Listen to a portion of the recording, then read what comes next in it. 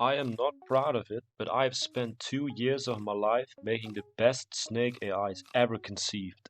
And while the final version is absolutely cracked at the game, outperforming even the best human snake players, today is about where it all started. The inception, the rise, the first version.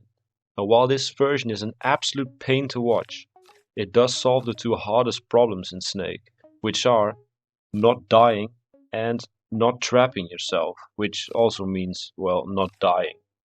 This means that these AIs are unkillable, and whether that's a good or bad thing for us bystanders or the AIs themselves, well, that's debatable, as you will shortly see as the gameplay develops. By the way, if you understandably don't want to hear me yapping about all this, just skip to the second chapter of this video. Each AI version, including this first one, has two sub-versions. One that prefers straight lines and one that prefers zigzagging. So if you want to watch the zigzag AI undisturbed, feel free to skip along. Alright, with all that out of the way, I hear you asking, why is there a nerd graph on the right? Well, dear viewer, Snake is a very RNG heavy game, which means that you need the performance of an AI over many games to assess how good it actually is. And this nerd graph shows exactly that, mainly the average, fastest and slowest games over 1000 games played by the AI. It also shows the current game, which is the abomination shown on the left. For this video, I will explain how I solved the trapping problem.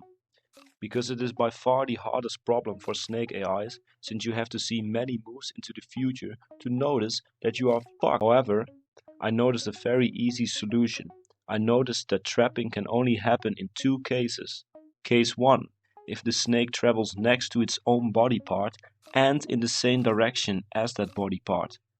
Case 2, if the snake travels next to a wall and a body part is already traveling next to the wall, but in opposite direction.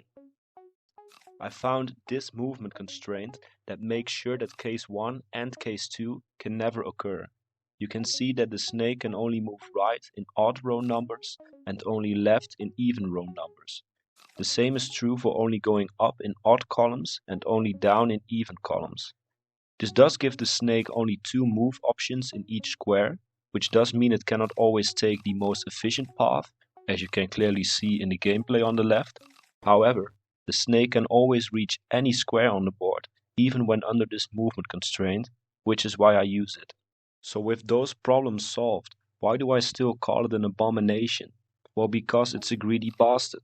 It always takes the fastest path to the apple. However, in doing so, it often cuts off or isolates empty parts of the board.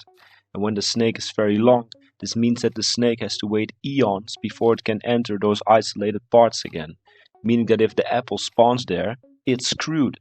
But fear not, my dear viewers, version 2 will solve this problem and present new benchmarks for what it means to be an actual good snake AI. So stay tuned for the next one, and for now, try enjoying the zigzag version.